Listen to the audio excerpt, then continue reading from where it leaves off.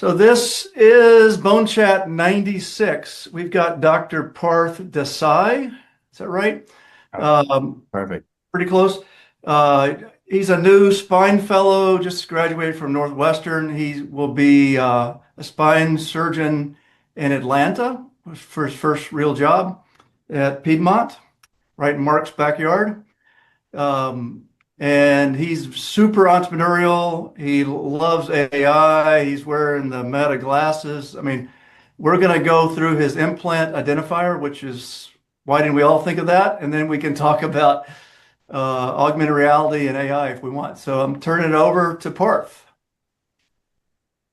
Absolutely. Thank you so much, Tiger, and thank you for having me. Yeah, so the problem sort of is one that any surgeon, any rep that's been in our space for any amount of time has come across. When you're planning for a revision surgery and you have prior implants in the patient, you want to know what exactly those implants are for a number of reasons. Not the least of which is having the compatible implants available, having the removal implants or removal equipment available, but also just more nuanced reasons. Why did these implants fail? What overall nationally are the revision rates of different implants that we see, and just so many different things that this information sort of tells us. So about 8 years ago, when I was actually a medical student at this time, when we first came across this problem, I remember reading papers about the idea, the concept of using artificial intelligence to identify implants just based on the X-ray, using sort of the morphology of the implant, and and doing that sort of in a way that would be instant as opposed to sort of the current method. Right now, as I'm sure surgeons and reps that are listening know, it's a bit of a process to find what these implants sometimes are. In the best case of scenarios, if we have the prior op note, we can look at the op note and then usually get a sense of what the implant is if it was in there. In the scenarios where we don't have the op node, if the patient's coming from another town, another country, a different EMR system, that's when it becomes a bit of a challenge. So we're texting out these X-rays to all the reps that we know. We're asking colleagues that we have. There's a couple of different social media sites, Facebook and Instagram, that reps and surgeons can send these X-ray images to and hopefully get a response.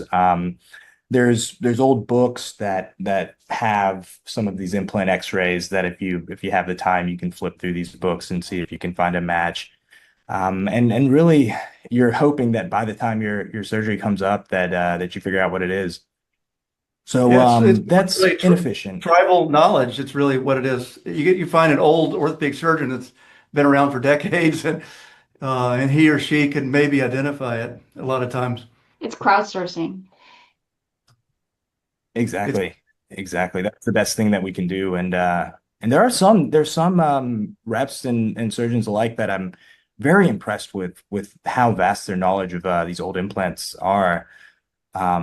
But again, that's few and far between often, and especially if you're a junior attending, a junior rep, a resident, you probably haven't seen enough implants to know really what you're looking at. So it can be a problem, and it definitely is. Um, so about 8 years ago, we first sort of started working on this concept of how do we build a model that can identify sort of any implant. Our focus initially has been on hips and then secondarily moving to spine, knees, shoulders, primarily arthroplasty, but then we're also wanting to break into the trauma side.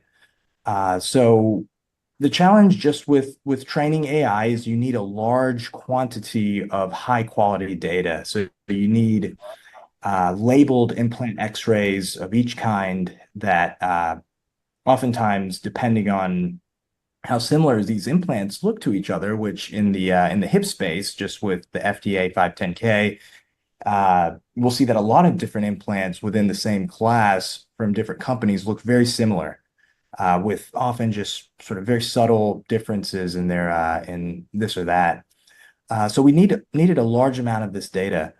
Um, so initially, myself and some of the others in this space that I've been working with uh, worked on getting sort of partnerships with hospital systems that are doing high volume of certain implants, and used that to sort of collect our initial data sets. But what we found is that uh, there's just too many implants, and the implants that we really needed to build out this model are more of the legacy implants that surgeons aren't putting in on a regular basis now. They're just coming in when these need to be revised, maybe 20 years later. So the best thought that we had for how to solve this problem was, what if we could crowdsource the entire issue? So allow surgeons to utilize an initial sort of preliminary model that was rudimentary, just sort of gave maybe a large number of possibilities for a given implant, but did narrow it down some, and then allowed the user to sort of tell us what the implant ultimately was. And this we released about 8 years ago. So over this time, we've collected hundreds of thousands of images. Of those, a portion of them are high quality labeled images that we were then able to feed back and create these models. Um, the biggest thing that I found that we were able to put together is a really large number of like-minded sort of surgeons and reps that are dealing with this problem, and bring them all to one platform. So as of now, we have over 27,000 surgeons using the app, around 15,000 device reps, and then some number of just sort of other healthcare providers in this space, or others that are in this space but may not fit in the larger two categories. And with this community, uh, the idea sort of came. We have these Instagram groups and we have these Facebook groups that have been really valuable for many years now in terms of crowdsourcing the answers. And why don't we just put all of that under the same platform, as we have the library, as we have the filters, and as we have these AI models? So that's been the new update of Implant Identifier, which actually just released a couple of weeks ago. We call this sort of a soft release. We're getting getting valuable feedback from our users, and making updates as we go, as we kind of prep for our full release to our over 50,000 users at this point. So with the current update, which I would like to share with everyone today, we have a fully functional hip detection model that can identify any of the most common 150 revised hips with a high degree of accuracy. So in certain cases, we're just sort of narrowing it down still. But again, as we narrow these implants down, as the user is able to confirm with us what the implant actually is, this feeds back into the model and continues to make it more accurate. Uh, I'd like to give a demonstration of that today with just some hip implants, which we have. Yeah. Yeah, real quick, Um, Eminol's got his yeah, hand but up. Yeah, just yeah, please. very quickly. Can you guys hear me okay? Yes. Okay, cool. Sorry, I had some problems with my mic earlier. Are you in touch with the guys at Yale, with Lee Rubin and those guys? I've not worked with them. They're also, I take it, working on something similar. No, not something similar. Just it's a real interest of Lee's. He's gathering older implants so he can kind of there's a library. They do about 2,000 revisions every year, and they have to store those revisions for 7 years. So they've got about 7,000, sorry, about 14,000 explanted units in the bowels of some storage cupboard somewhere in Yale. It just immediately made me think that could be a treasure trove of older implants if you were looking for, more data input. So I just wanted to mention that while it came to mind. Yeah, no, that's a great point. Explanted implants are just as useful. You can take an X-ray of an explant, and it looks uh, the Yeah. same for our purposes as far as Once, yeah, identification goes. once the call's finished, if you want an intro, I'm happy to kind of put you guys in touch and see if there's an opportunity for anything to be shared there. Yeah, yeah, that'd be wonderful. That'd be wonderful. Greatly appreciated. Eminol, I put Parth's email in the chat. I'll Yeah. take it out. Okay. Cool. Thanks. Take it over, Yeah, Parth. no, greatly, very cool. Yeah, so yeah, any other questions, please ask while we're going through the demo. Just just go ahead and go right ahead. I'm gonna go ahead and share my screen here. Steven's got a question. Sure. This is Shoot. awesome. How long has this been live? One, and I think this is just going to be a huge win for so many reps. I've seen so many cases where as soon as that R revision word comes up and you got to take something out, you just sit there on your phone trying to look at or find X-rays, and this is a great win. Yeah, so between just our sort of internal testing group, it we released it about a week ago and have been debugging. Our full release is still sort of rolling out, but when I could say the full release, that's when we kind of re-engage all of our current users using the old version and transition them over to the new version. Just the main thing being just appropriately debugging at that point. Yeah. Um, Well, I'd but love to yes, follow you after. I think there's a fun opportunity for something we're both doing here with the same users. yeah, yeah, no, absolutely. I love it. So here we have so I'm in the app and we're looking right now at our community feed. This is where our users can post a an X-ray of an implant they don't know and get real-time feedback from experts in the community. Michael Cassiotto being someone that I know well and know that is very good at identifying implants and others as well in our community that are quite good.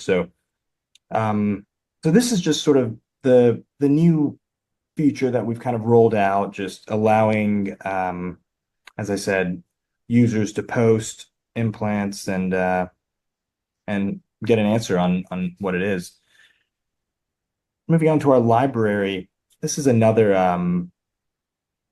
sort of new addition to the old application is these pretty advanced filters that we have. So these now we can, if you do have characteristic information and know the shape, then you can actually filter out to narrow down your search if you're using sort of the manual identifier. Forgive me, my internet seems to be a little slow right now. Par- Parth is actually in Munich right now, so he's 9 hours ahead. It's that lousy Germany We're Wi-Fi. along. It seems to be working okay though. So yeah, so as we look here, we have some different things that we can do. We can filter to narrow our search if we're manually looking at the implants. One thing we have in a number of these different implants is we have the removal information specifically on spine. This is something that users can also, as they are using the app, can add information that they want added to the application. So once they once they're going through the library, if there's something that they want to add, like this is a useful tip that I found when I was revising this case, they can add that, and that's there for future users. Um, we have a my implant section, which was something that we've added with this new update, which saves any implants that you'd previously submitted to the app, whether unidentified, identified, or posted on the community. And you can access these at sort of any time. Now, here's an example of this was a real implant that was submitted that immediately was able to tell what the implant was, despite there being a calcar fracture through the stem. Hmm. And so here's some sort of some examples. of how the predictions might look. Once you submit the implant, it's going to give what it finds to be the closest similar implants. In this case, the first suggestion was correct, and then the user can click on the implant card and confirm it, and then this sort of feeds back into our system. So now I've confirmed it. It's going to now show up on the user's identified tab, and on my end, it's going to show up in our training set. So, and I do want to show some live examples just for some random implants from Google, but just to give a sense of what the back end looks like when we're submitted on the app, this immediately goes to our admin panel where our team can validate these implants and make sure that the AI is getting good quality data, which is really core to any AI project. What we always say, garbage in, garbage out. If you're not getting high quality data that's being validated, then your models aren't going to be accurate. So this is just again our admin panel, but everything feeds back into this end. So we look at the implant that I just submitted. It's here, and then if I can confirm it, I just click yes, and then that feeds into our training set. We also allow our users the ability to submit new implants that have not been that are not currently in the library. So these all as these are submitted, I see them here. We have a validation team that just validates that these are the actual accurate implant. But as soon as they're validated, we simply click add implant, and this feeds right back into the library. And now this new implant is added in the library. So over time, and just with the good graces of our community of users, we're going to be able to continue to grow, continue to find even some of those really rare legacy implants that aren't that commonly seen, and feed those back into our library. And that's one of the pretty exciting things here. So just to give an example, we're just going to look up hip implant X-rays on Google and see how we do here. So Anybody want to guess before the identifier? yeah, any ideas? Reclaim. You thought one of them was reclaim? Okay. So let's see.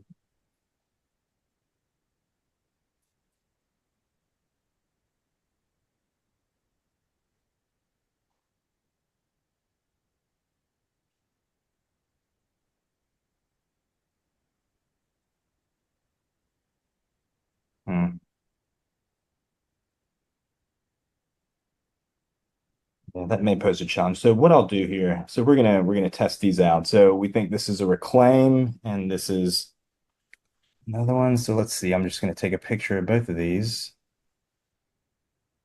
1 and 2.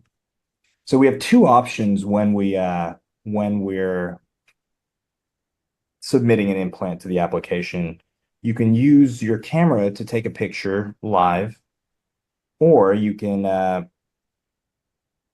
pull an image from your camera roll. So in this scenario, we're going to just pull it from photos. These are the last two. So we're going to first try this implant here. We zoom in, try to get it centered. It doesn't have to be perfect, but this also helps when we feed the implant back into the model. So as you see, we have three options for what to do with this implant. We can use the AI to identify the implant. We can go straight to posting it on the community feed, or if we know what the implant is, we know it's not in our library, we can submit it to the library. So once we click AI identify, our AI is going to analyze our implant and give us the possible suggestions. In this case, it is correct. This is anthology high offset. And it gives a couple of other examples. It also gives you the option of again, later posting it to the community or to the library if you're not able to locate it. We confirm it, and we're done. Same thing with that other implant. So we'll do the same thing here. Try to zoom in a little bit. Good.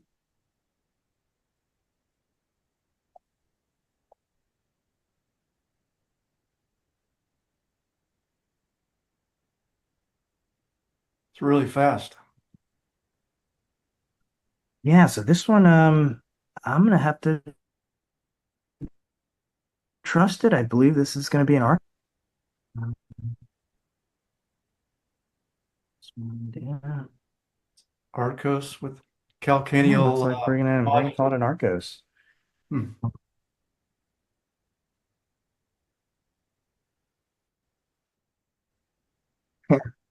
Exactly. Sort of continue here.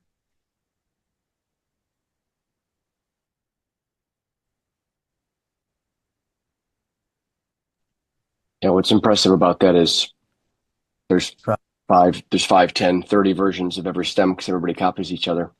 But what's capturing that you don't necessarily know what it's capturing, but it's finding some sort of nuance or feature that is particular to Arcos or to anthology. Does it ever tell you, or is there a way for you to find out like what those flags were or what the key points were? Because there's also a potential that, and maybe this isn't built into your system yet, but there's also the mating components element that can come into play where if you know that every version of an ML taper type of stem doesn't take a big ceramic head, but only the anthology one does, you could look at the other parts in the X-ray and help identify what the stem is. Exactly. And that's something that we're kind of working on getting that data. And that's where I think getting some buy-in from the companies themselves and from the reps that are using it to help give us some of that information.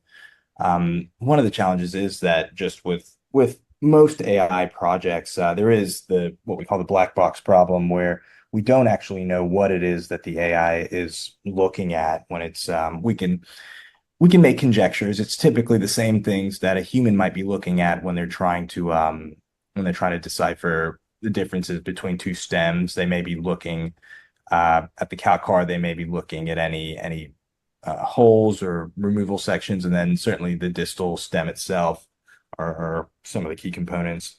But yeah, no, So it is a Parth, so problem far with you've AI done that yeah. yeah, so far you've only done AP shots. It'll I would assume it'll work laterally too, Mhm. but hips are probably easier to identify AP. And same thing with knees. Do you do Yeah, so AP? great question. For hips, we just utilize the AP itself. For shoulders, likewise, just the AP itself. Um, for uh, for spine and for knees, we do use the AP and the lateral. So first, we take a picture of the AP and a lateral, and we actually have two models that then sort of narrow it down based on both of these results. So yeah, no, great point though. But luckily for the hips, we typically The lateral, yeah. don't need to rely on both. Exactly. That's the amazing thing to me is there's no dimensions. So you would think the AI would say, okay, what's the size of the acetabulum, cup? And then they would backtrack, but it just doesn't need to know dimensions, which is incredible. It just knows shapes. Yeah, yeah, yeah, exactly right. And that is something that would be helpful, being able to know the taper sizes and well, the tapers on these implants. But and I do think that that's something that is coming and something that we can expect to see in the future. The one thing that would then have to include is some sort of calibration marker in the X-ray. Yep. So I'm dying Uh, to. I gotta Whether it ask. be a 20 or celebration is that I think is of value. So these again, that's the our typical yeah, Cool. I gotta ask two go ahead. questions. How are you guys funding this, and how big is your team? And then the second thing I'm dying to ask is, what's the business model? How do you guys make money? Yeah, so this is really more of a passion project, and so entirely self-funded. A little bit about my background. Before I started medical school, I in between undergraduate, I started an app development company and a healthcare IT consulting firm. So through that, we built a pretty good team for developing these sort of products. Through medical school, I kept my team and started focusing more on this project and some of our own projects. Um, so yeah, so our team right now, we have three full-time engineers. Most of our team is like most tech companies are based overseas, just for logistical reasons and for cost saving purposes. But we have three full-time engineers, one full-time designer. We have a web development team that works more on a per needs basis, and we have two data curators.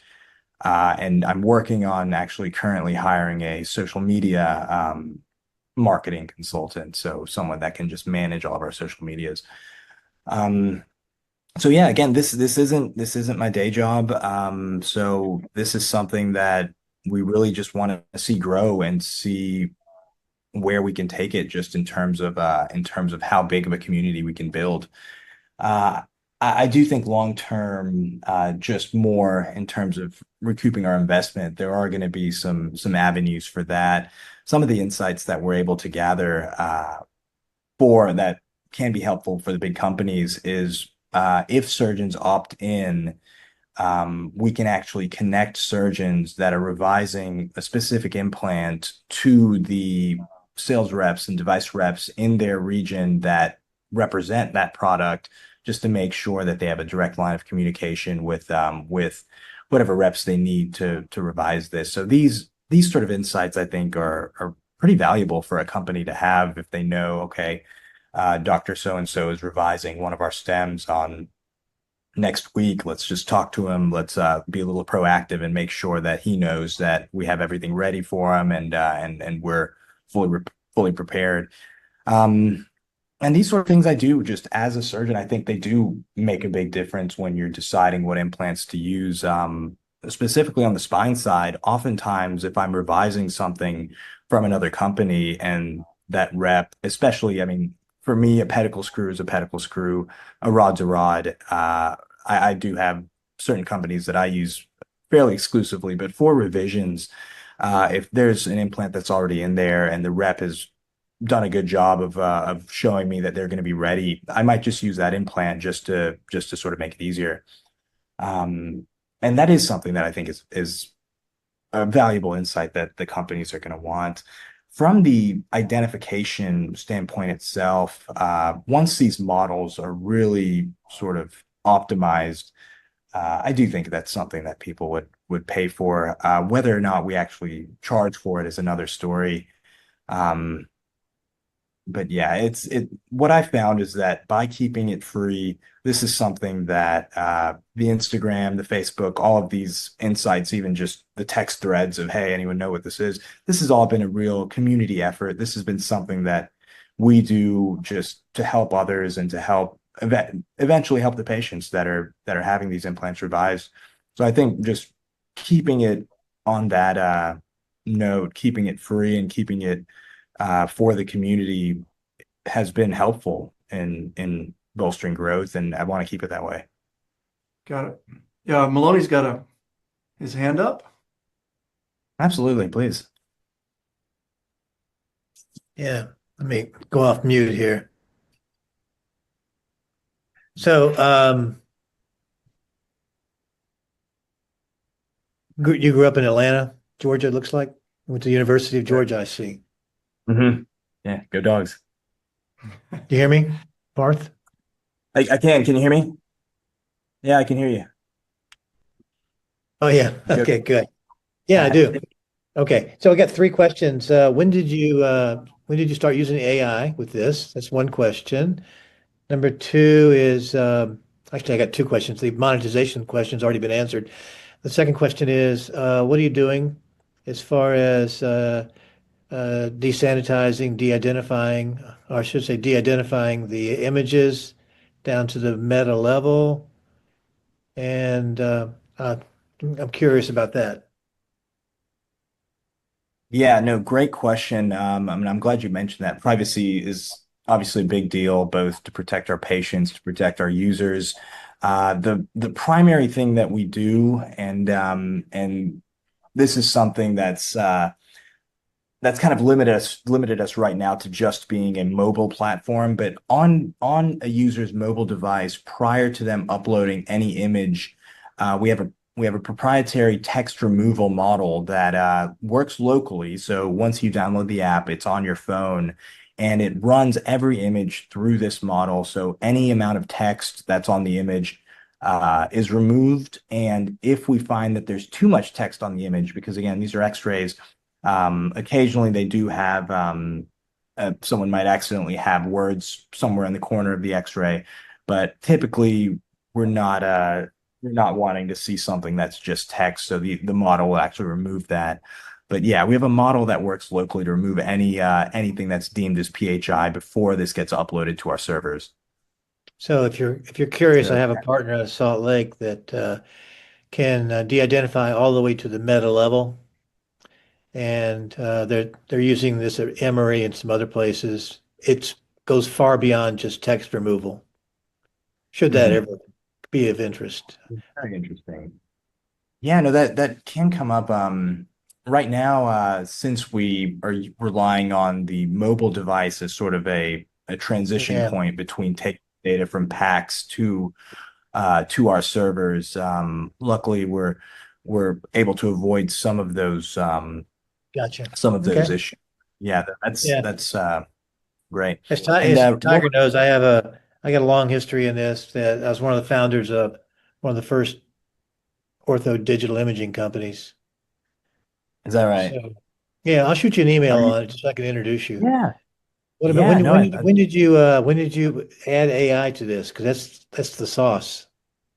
yeah. So our first AI model was in 2019, and this was a preliminary hip model. It basically just took any of the 20 most common hip implants and parsed those into categories.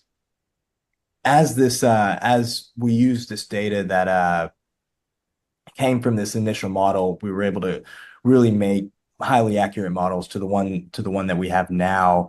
And this hip model has been available just now for a couple of weeks. Our next steps outside of perfecting this hip model are to move into the spine space first, and then knee and shoulder. We already have actually preliminary models that are still sort of similar to that initial hip model, going to be used to just collect data and allow us to feed that back in and create even better models moving forward. Got it. Okay. And last question, or not actually, just comment. If you need a social media guy, I got a guy in Kyiv, Ukraine, Uh-huh. who is probably be one of the top LinkedIn experts in the world. And because they're in Kyiv, they're obviously pretty affordable. Yeah. Yeah, let's definitely talk after this. That's exactly what I'm looking for, someone to kind of Okay. help take some of that stuff over. Particularly as I transition into starting my practice, a lot of this is gonna hopefully, and I have a great team that really Sounds like sees the it. mission and understands the spirit of what we're doing. So I can sort of let them sort of That's great. take Well, you got a great over. story. I really enjoyed it. Oh, well, thank you. Thank you. I do appreciate it. And at the end of the day, I think when we talk about one of your questions related to monetizations, um, I think at the end of the day, this is more of a data company than just an identification company.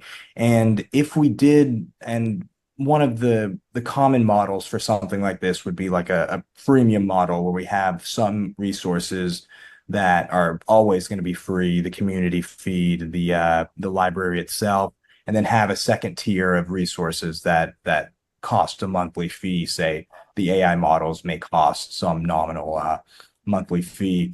But really, the thing that we have that I think is most valuable is the data that we're getting in. And again, this is as we grow, we're getting implant data worldwide of what implants are being revised, what are the modes of failure. And this I think is valuable in ways that we sometimes don't fully understand yet. As we see different insights that we can get from this data, I think then we're really going to understand the next generation of products that can come from this. So you're almost that's creating. why we should talk at a different time, because big data is a new oil field, and that partner of mine that can sanitize your images is critical to a really usable data lake.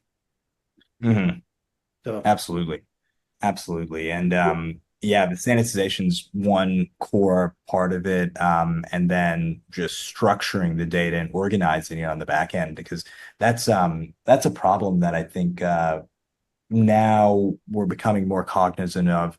We had for so many years so much data that was just unorganized. It didn't really have necessarily uh, a purpose or a structure to it, and we've seen that in all areas of AI. And now the focus really is on not just having data, but having structured data that we can actually do something with, which is really I think was why this new update and this new version of our app was so important to me. That uh, for years we were collecting all this data, and we were getting some pretty good labeling of it just in terms of what these implants were. But I just knew that there was so much more that we could be doing with the data that we're getting in, and that really is part of why we've kind of built out this community forum section, where as users have conversations about these implants, we can take that and make that into meaningful metadata associated with the X-rays. cool. All right, Eminol's up. Oh, Yeah. you're on mute. Okay, sorry about that. Yeah, I guess a couple of questions. One is anybody kind of submitting info that you're then going to use when you aggregate the data? Are they signing a release or kind of checking the box saying they're okay for the data to be aggregated and used? Exactly right. And it's a pretty our terms are pretty let me one second. I'm gonna share this with you. These are the terms that have to be agreed to with any image that's updated. This has to be manually checked. Cool. First of all, it's just a certification that there's no PHI. But when we get into the terms, I mean, we're pretty liberal with what we're considering uh, data that's submitted to us.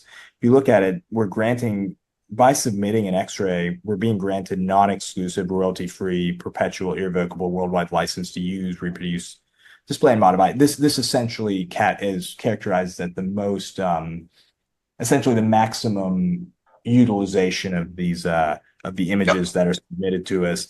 And I mean, it's a bit of a gray area right now in Yep. terms of what this data means. The question really hasn't been, the precedence hasn't been set for who owns the data. Right now, the best that we can understand is that the hospital system would be the purveyor of this data, with the exception of for research and educational purposes. But it's not the patient that owns their X-rays. They can use them, but it's not the X-ray tech that took it. It's not the X-ray machine owner. What right now, the best guidance that we have from this nationally is that the hospital system owns this data to some degree, but the surgeon can use it for educational purposes, for research purposes. It's de-identified, which is sort of what we're. I raise it because my company's in a similar situation. We do bioengineering analysis of explanted prostheses. And Uh-huh. then it's a question of, well, who owns the data once that analysis is done? Because we have all the data on, taper failures, wear junctions, all the rest of it. So it's a minefield we have to kind of step through as well. Absolutely. And I'd love to hear more later about how you guys are navigating that.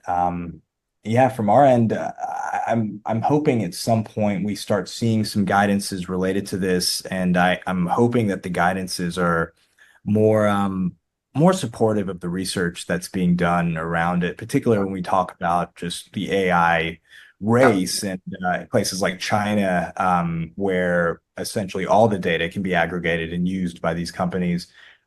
We have to build an environment and an ecosystem that's beneficial for the researchers that are trying to help the patients. So, yeah, and that's I think we're things that we're going to see in these next couple of years.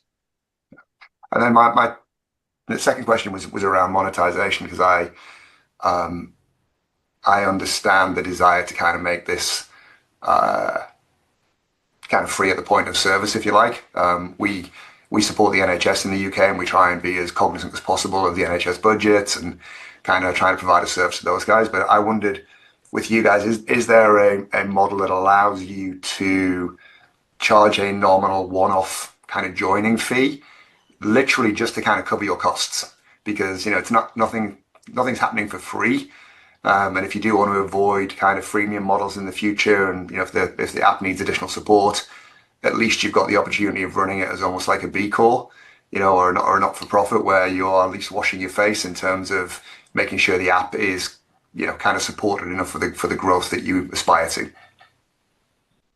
Absolutely. No, absolutely right. And at some point that may be where we're headed, having to charge some sort of monthly fee for access to the models. Right I was now, I wasn't even thinking a monthly fee. I know there's a couple of apps that I use from an exercise perspective, and I think I pay a one-off fee for access to the app, and then that was it, done. But it's a nominal amount, but at least it supports the development of the app. just a one-time sort of lifetime fee. And again, that is an option too. It's really just a matter of what is how many users are we going to keep from joining the app by even say a $5 or $10 fee? Is that going to keep people from joining the app? Is that then going to keep People us from people trying pay to seven pay? people pay $7 for a latte. So Yeah, yeah, yeah. Yeah, so no, I think people would pay, especially, I mean, our users are surgeons and device reps. We're not just are marketing to the masses. So this is a exactly. very niche user base that does have the budget to pay for this. So yeah, no, certainly that's something that's come up right now, especially as we're still working out these new models for spine, hip, or for spine, shoulder, and knee. We definitely are just at this point going to keep everything free, get as many users as we can. Ideally, at some point, if we can get to 100,000 users, that would be wonderful. And then we can start thinking, okay, at some percentage of these users are going to have to pay something, because at that point, then our server costs start becoming pretty. Well, at that point, you've So also got great data as to what percentage of folks are using it regularly and who's likely to kind of notice the absence if they don't have access anymore. exactly right.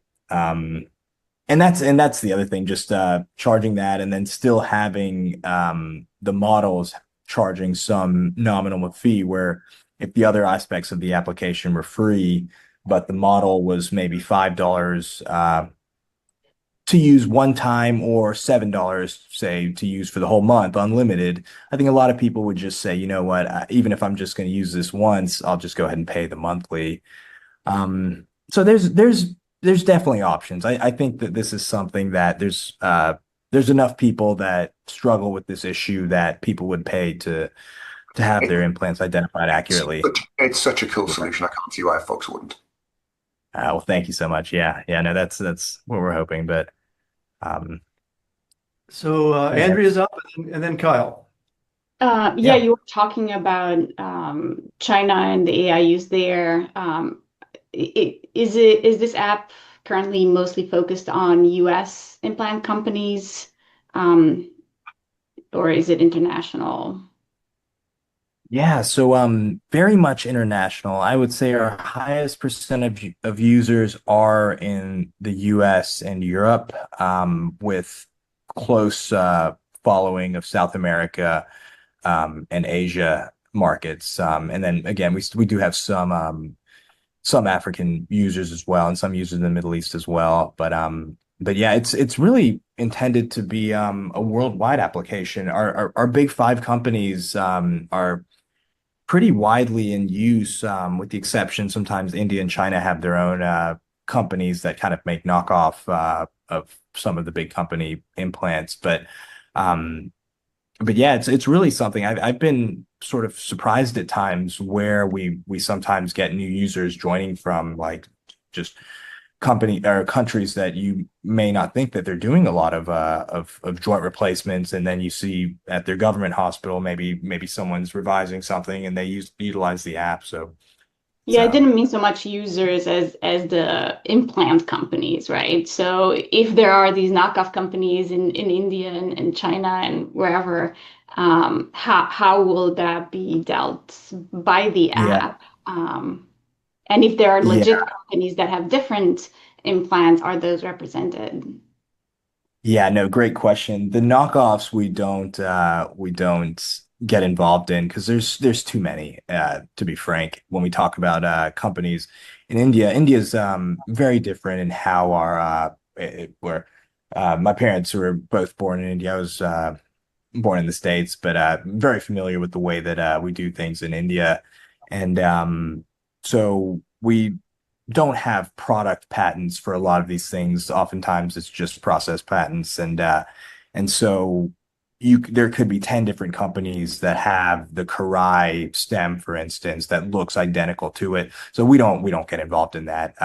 We basically cover all of the big US and European based companies and how they and their versions of these implants. And so if and that's why one of the things that users ideally when they're posting something on the community feed, they're saying, okay, this was done in India 10 years ago. And then someone responding can say, okay, this is what it looks like, what will probably work, but we don't know what company it is because it Mm. could be any company. We just don't know. But yeah, we're focusing more on the bigger companies and not the sort of ancillary ones. Makes sense. Kyle? So I don't know if you have to monetize it through users and user fees. If you build up 100,000 downloads and 20,000 regular monthly users, somebody's going to want to own that so that they can give the suggestion of how to treat it, right? Oh, you're revising an accolade stem. Well, you can put in a reclaim stem with a Gription tie foam acetabular cup, and you can use the diffuse synthese extraction system, right? So there you have a different business opportunity than just offering software that allows you to pay for access to data or access to new AI. You're potentially building the value of a community that is looking for advice that then can be given extra advice. Now, there may be a subscription model that stems from that. Like we all have the apps where you only pay for it because paying for it keeps it from giving you advertisements. So maybe there's that side of things as well, but access to being able to recommend what to do could be your most valuable avenue. Exactly right. And I think you nailed it. And I think that's always kind of been the long-term vision is that at some point when this is sort of the go-to identification tool for revisions, um, companies are likely going to be interested in having direct access to the surgeons that are revising their implants and revising any implants. Even, I mean, this could even go for some of the sort of smaller, mid-sized companies that still spend a pretty significant amount on their marketing budgets and may realize, you know what, this is something that if we give this tool exclusively to our surgeons and our reps, uh, then there's some incentive there for people to switch to these companies. Yeah. Well, and you could parse it out, sell the shoulder part of it to one company, sell the knee part of it to a different company.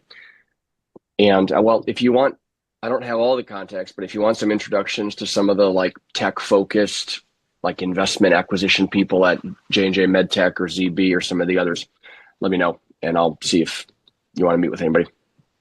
Yeah, thanks a lot, Kyle. I'll definitely send you an email. That's yeah, those are the types of people I think that would have some interest in something like this.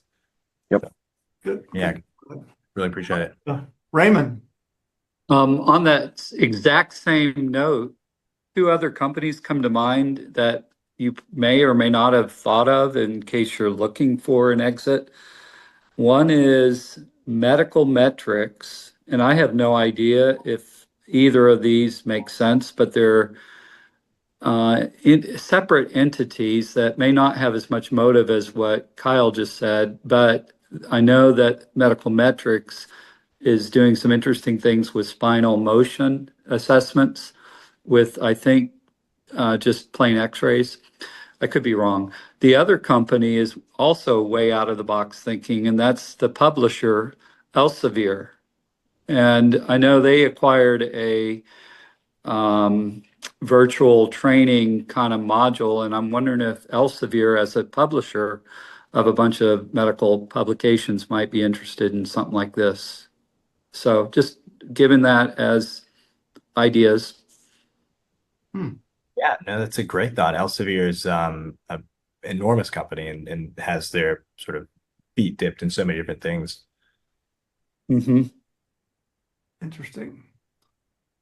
Well, this is fascinating. So we've got like 5 minutes, so Parth wanted to talk a little bit about AI and augmented reality, and he's a spine surgeon. So I mean, Raymond's the CEO of a spine startup. So yeah, tell us where you think it's going, and we'll just talk about spine first. Where is AI and augmented reality going in spine? Yeah, so I think it's going to be able to do the surgeries much sooner than we think. And as far as the question of when are people going to feel comfortable letting a robot do a procedure, that's another question. And Oh, we're losing. some people may not be just a nit putting screws. The every company probably robot. Again, we're talking about the big companies that have robots where the robot can. Is that me? You're a little jumpy, Parth, but Where the robots can use AI to put pedicle screws safely. I'll wait a second till maybe it may get a You're little good. better. It's a little bit better. Yeah. Yeah, so I think so we're already at the point where all of the companies that have robots have software in their internally that can put screws without essentially any human input. Right now, the first thing I think we're going to see in robotics is which the companies are coming out with are robotic decompression. So this usually involves a combination of the robot with a newer sort of oscillating or like Misonics type hypersonic saw system, and in conjunction with the robotic arm to do a decompression. This quickly will come to the point where AI starts doing that, where then AI can do the decompression. And I mean, at that point, there's going to be ethical questions, there's going to be questions of safety. But one of the big questions is going to be, are the surgeons actually better than these machines in a perfect world where we know that the calibration's right, we know that the navigation is on. We know these companies are going to come out with systems that can adjust for movements in the bed, which we're already seeing that in the arthroplasty space. So yeah, I mean, this could be an hour-long just topic in itself of just the ethics of all of this and how we're going to see it play out. But I for one am very excited about it. And I think ultimately it's going to lead to better outcomes for our patients and safer surgeries for our patients.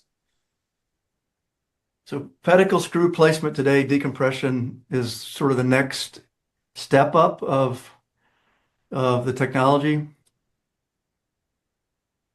Interesting. Yeah. So for example, Globus bought a company called or a product called the DuraPro, which is an oscillating drill that if you see videos of it, you can drill just right adjacent to the Dura without concerns for tying anything up or harming anything. And so when you attach this drill to the Globot, it's going to be able to safely drill away the bone, similar to say the Mako for a total knee. So yeah, I mean, there are going to be questions, especially for the younger surgeons, particularly the generation of surgeons after mine, which I still was trained on freehand technique and how to do everything without navigation and without robotics.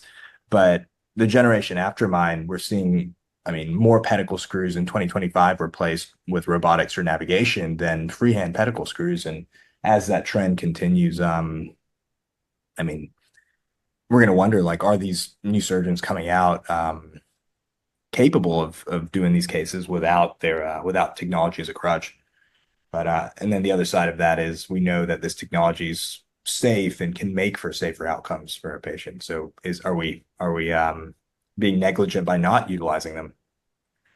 So just some of the kind of things to think about. And I know we don't have time to delve into all these topics today, but maybe another day. Yeah, we'll bring you back for AI. Go ahead, Mark. There's a meeting tomorrow in San Francisco called DocSF, headed by Stefano Bini, orthopedic surgeon at Stanford.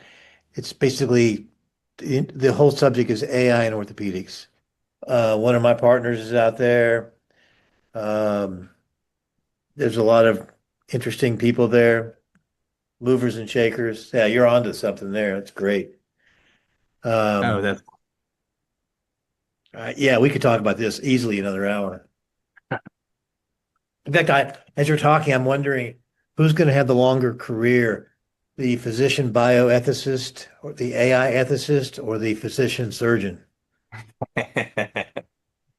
yeah, it could go either way. I think that'll depend on if the ethicists decide if the AI can take the surgeon's jobs or not. Right. Well, this has been terrific. We're going to bring you back for an AI discussion. Yeah, this is every time as soon as I saw the implant identifier, I'm going, wow, why didn't I do that? You started it 6 years ago, and it's an incredible tool, and it's just going to get better. So yeah, we're pulling for you. Everybody, download the app and play with it. Well, thanks for taking time, especially from Germany. Thanks, Parth. Thank you so much, Prost. Tiger. I really enjoyed it. And yeah, we'll definitely do this again. Yeah. And thanks everyone. And yeah, please my email, Tiger has my email, and It's in the chat. yeah. So yeah. It's just Parth at implantidentifier.app. So yeah, feel free to reach out, and I'd love to Have follow. have fun at Oktoberfest. You have three more days.